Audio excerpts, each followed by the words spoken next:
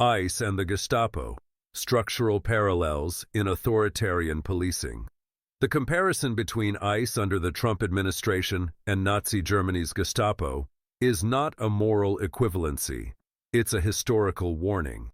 The two agencies differ enormously in scale, ideology, and brutality, but understanding the tactical similarities in how they enforced policy through fear, secrecy, and dehumanization is essential in preventing future abuses of government power. Michael Walker here, and you need to pay attention. I am all for immigration enforcement, the security of our country, controlling our borders, but let's cut to the chase. What is happening with ICE has little to do with our security, and a lot to do with heavy-handed policing without the benefit of due process. And yes, everyone is entitled to due process. Everyone. Before recording this, I went out to the ICE employment recruiting page, and if you want a job, just about the only thing you have to do is take a polygraph or lie detector test to determine if your loyalty to Trump is strong enough. Not the Constitution, but to Trump. But back on topic.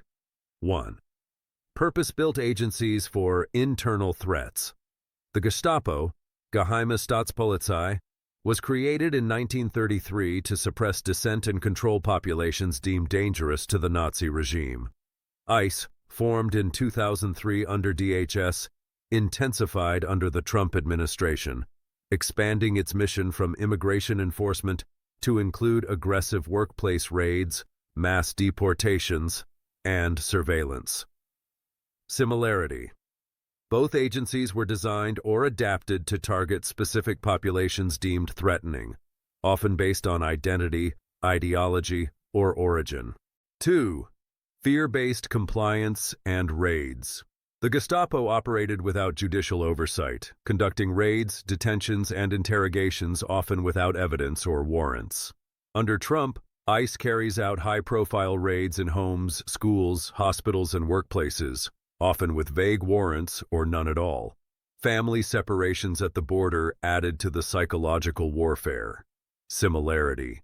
Both institutions wielded fear as a tool of social control, where the possibility of arrest was enough to drive people into hiding or silence. 3. Dehumanization of the target population. The Gestapo labeled Jews, Roma, LGBTQ+ individuals and political dissidents as Untermenschen, subhuman, to justify extrajudicial brutality. Trump-era rhetoric around immigrants often uses dehumanizing language. Animals, infestation, and invaders. This language gave ICE cover to operate with public tolerance, if not support. Similarity. Dehumanization served as a precursor to policy justification.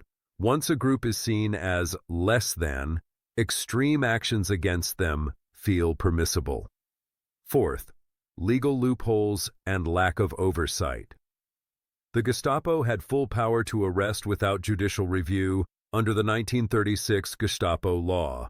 ICE under Trump operates in legal gray zones, detaining asylum seekers indefinitely, fast-tracking deportations, and sidestepping local law enforcement cooperation through federal supremacy.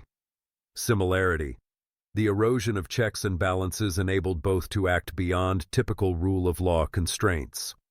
5. Public spectacle and message control.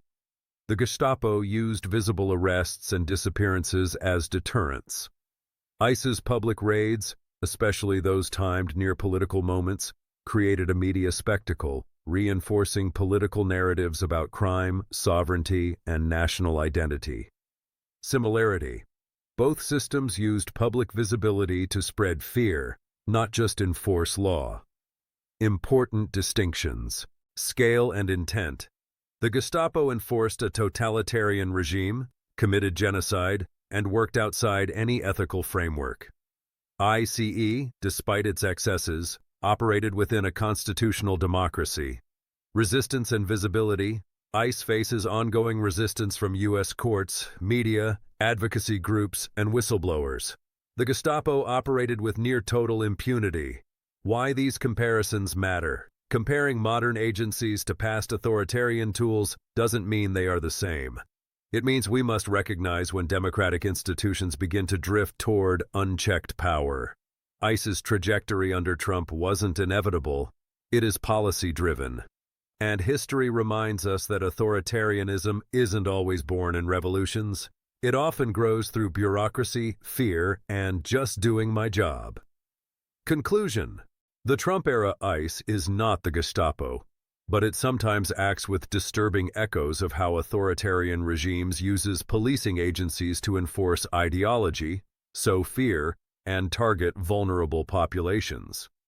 Drawing those lines isn't hyperbole. It's a democratic responsibility.